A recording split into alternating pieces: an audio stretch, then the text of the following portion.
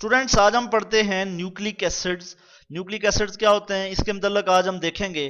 तो सबसे पहले हम बात कर लेते हैं कि न्यूक्लिक एसिड को फर्स्ट टाइम किसने डिस्कवर किया और ये क्या है।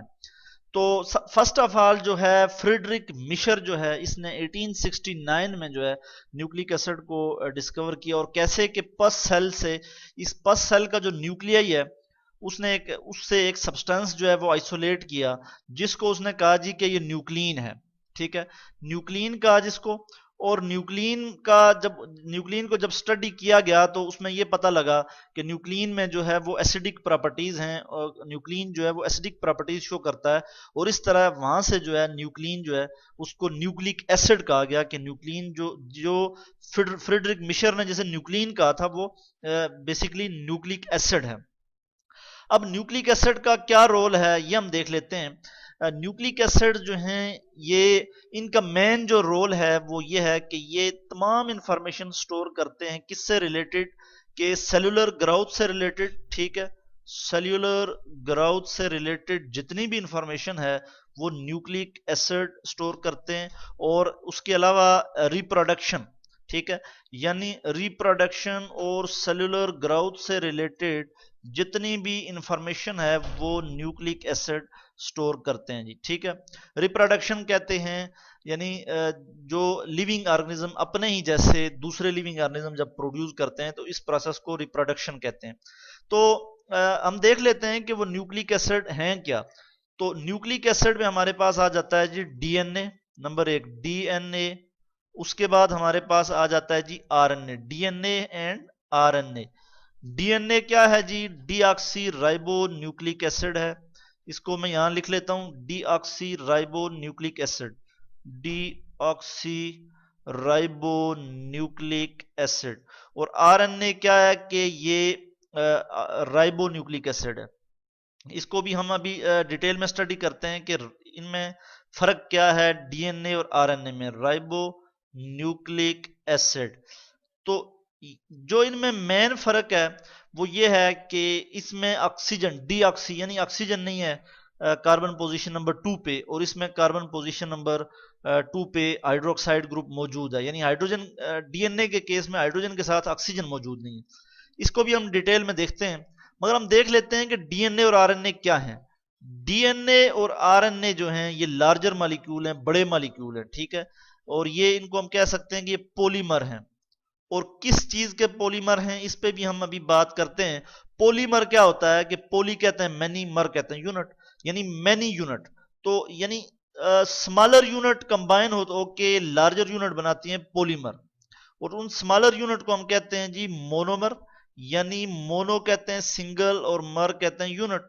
के सिंगल यूनिट जो है मोनोमर्स, मोनोमर्स आपस में कंबाइन होकर एक लार्जर मॉलिक्यूल बनाते हैं जिसे हम पॉलीमर कहते हैं। यानी एक बड़ा मॉलिक्यूल जो है वो जैसे डीएनए और आरएनए ये लार्जर मॉलिक्यूल हैं। तो मोनोमर क्या है इनका जी, इनका अगर मोनोमर की बात करें तो न्यूक्लियोटाइड। ठीक है, न्यूक्लियोटाइड, न्यूक्लियोटाइड आपस में लिंक अप होकर लार्जर मॉलिक्यूल बनाते हैं डीएनए और आरएनए। आरएनए के केस में जो न्यूक्लियोटाइड होगा वो राइबो न्यूक्लियोटाइड होगा, और डीएनए के केस में जो न्यूक्लियोटाइड होगा वो डीऑक्सी राइबो न्यूक्लियोटाइड होगा। ये जो आपको नजर आ रहा है फिगर, ये जो है ये एक न्यूक्लियोटाइड का स्ट्रक्चर है। इसमें ये आप देखें कि एक कार्बन पोजीशन 1 पे जो है एक नाइट्रोजनस बेस लगा हुआ है। ठीक है, यानी अगर हम बात करें न्यूक्लियोटाइड की कि न्यूक्लियोटाइड किस चीज से मिलकर बना हुआ है, तो न्यूक्लियोटाइड में मैं आपको बताऊं कि 3 चीजें होती हैं। नंबर एक नाइट्रोजिनस बेस, जिसको यहां पे हमने एन से शो किया हुआ है। ठीक है, नाइट्रोजिनस बेस, नाइट्रोजिनस बेस। उसके बाद आप देखें कि शुगर है, pentose sugar, 5 carbon sugar, pentose sugar है। और उसके बाद आप देखें ये जो ग्रुप ये लगा हुआ है, ये वाला ग्रुप जो है इसको हम कहते हैं फॉस्फेट ग्रुप। ठीक है, इसका भी हम लिख लेते हैं कि फॉस्फेट ग्रुप है उसके बाद। ठीक है, फॉस्फेट ग्रुप नंबर 1 हमने लिखा nitrogenous base, number 2 pentose sugar, और नंबर 3 मैं यहां पे लिख लेता हूं कि फॉस्फेट ग्रुप। ये 3 चीजें मौजूद होती हैं न्यूक्लियोटाइड में, इनसे मिलके एक न्यूक्लियोटाइड बना होता है फॉस्फेट ग्रुप। फॉस्फेट, सॉरी मैं इसके स्पेलिंग गलत लिख रहा था, फॉस्फेट PHATE, फॉस्फेट ग्रुप। यहां पे मैं ग्रुप लिख लेता हूं, यानी कि फॉस्फेट ग्रुप भी इसमें मौजूद होता है, और कार्बन पोजीशन नंबर 5 पे जो है फॉस्फेट ग्रुप अटैच होता है, और कार्बन पोजीशन नंबर 1 पे जो है नाइट्रोजन बेस अटैच होता है। और एक पोजीशन जो मैं कार्बन की बता रहा हूँ ये पेंटोज शुगर से रिलेटेड, यानी पेंटोज शुगर का जो कार्बन नंबर 1 है वहां पे फॉस्फेट ग्रुप है, और जहां पे 5 है वहां पे, सॉरी, कार्बन पोजीशन नंबर 1 पे नाइट्रोजिनस बेस है, और कार्बन पोजीशन नंबर 5 पे फॉस्फेट ग्रुप मौजूद है। अच्छा, यहां तक तो हमने बात कर दी कि जो बेसिक बिल्डिंग ब्लॉक है न्यूक्लिक एसिड्स का वो न्यूक्लियोटाइड है, ठीक है, और न्यूक्लियोटाइड किससे मिलकर बना हुआ है हमने ये बात भी कर दी। और हमने ये भी बात की कि जो डीएनए और आरएनए ये क्या हैं, ये न्यूक्लिक एसिड्स हैं, और न्यूक्लिक एसिड्स का क्या काम है कि ये सेल से रिलेटेड जितनी भी सेलुलर ग्रोथ है या रिप्रोडक्शन है, इससे रिलेटेड जितनी भी इंफॉर्मेशन है वो इनके अंदर स्टोर होती है न्यूक्लिक एसिड में। इसको हम डिटेल में आगे भी इंडिविजुअली देखेंगे कि डीएनए में क्या है और आरएनए में क्या है। डीएनए में हम बात करेंगे कि डीएनए जो है वो हेरिडिटी इंफॉर्मेशन इसमें स्टोर होती है, जितनी भी हेरिडिटी इंफॉर्मेशन है जो वालदैन से उनके बच्चों तक जाती है उसे हम वो डीएनए में स्टोर होती है, ठीक है। और आरएनए क्या करता है कि डीएनए वो तमाम इंफॉर्मेशन जो है वो आरएनए में पास ऑन करता है, आरएनए एज अ कैरियर जो है रोल प्ले करता है और प्रोटीन सिंथेसिस में हेल्प करता है, ठीक है। तो इसके बाद हम देखते हैं कि डीएनए और आरएनए में जो हमने कहा डीऑक्सी राइबो न्यूक्लिक एसिड, और आरएनए में हमने कहा राइबो न्यूक्लिक एसिड, ये क्यों है, इसमें फर्क क्या है, इसको हम देख लेते हैं।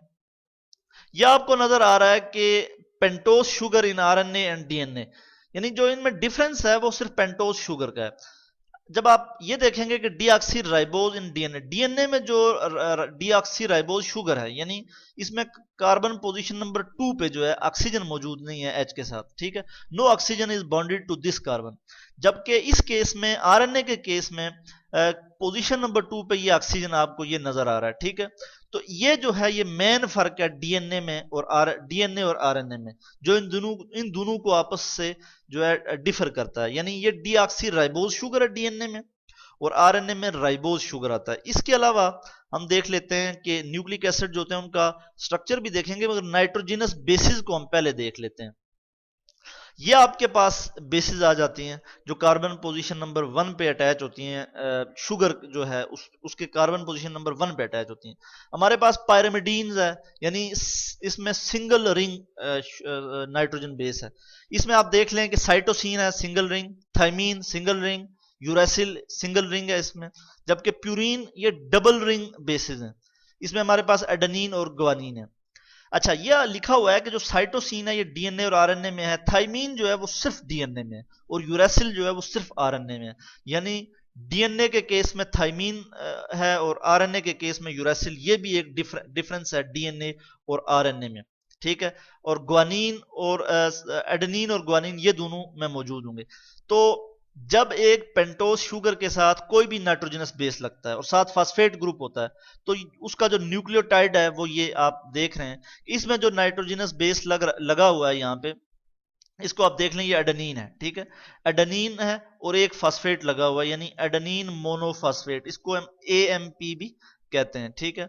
और अगर 3 फास्फेट लग जाएं तो इसे हम एटीपी कहते हैं, यानी एडेनिन ट्राइफास्फेट कहते हैं। एटीपी जो है energy currency of the cell है, ठीक है, यानी ये एनर्जी प्रोड्यूस करता है ये मॉलिक्यूल एटीपी, ठीक है, इससे एनर्जी प्रोड्यूस होती है। तो ये जो है ये क्या है, ये एक न्यूक्लियोटाइड है, ठीक है। और न्यूक्लियोटाइड आपस में कंबाइन होकर लार्जर मॉलिक्यूल बनाते हैं, आरएनए या डीएनए। आरएनए या डीएनए क्या है, वो न्यूक्लिक एसिड्स हैं। इसके बाद हम आरएनए और डीएनए का स्ट्रक्चर भी देख लेते हैं कि किस तरह से इनका स्ट्रक्चर होता है। डीएनए का जो स्ट्रक्चर होता है वो डबल हेलिक्स होता है, यानी डबल हेलिक्स मौजूद है, 2 स्ट्रैंड मौजूद हैं, सीढ़ी की तरह ये आप देख रहे हैं, और एक हेलिक्स सी बन रही है, ठीक है। जबकि आरएनए के केस में जो है एक सिंगल स्ट्रैंड होता है। न्यूक्लिक ये बेसिस इनमें मौजूद होते हैं, दरमियान में बेसिस होते हैं, ये आप देख लें डीएनए के केस में बेस पेयरिंग कर रहे हैं आपस में, ठीक है। और जबकि आरएनए के केस में जो है सिर्फ एक ही स्ट्रैंड मौजूद होता है। इसमें जो बेस का जो फर्क है वो यूरेसिल है, जबकि इसमें थाइमीन मौजूद होता है। बाकी बेसिस सेम होते हैं, साइटोसिन, ग्वानिन और एडेनिन इसमें भी मौजूद हैं, आरएनए में भी और डीएनए में भी मौजूद है। फर्क सिर्फ ये है कि इसमें डीएनए में थाइमीन है जो कि आरएनए में नहीं है, और आरएनए में यूरेसिल है जो कि डीएनए में नहीं है। तो ये स्टूडेंट्स आज हमने पढ़ा कि न्यूक्लिक एसिड्स क्या होते हैं और न्यूक्लिक एसिड का क्या रोल है लिविंग ऑर्गेनिज्म में या लिविंग जो ऑर्गेनिज्म होते हैं उनमें,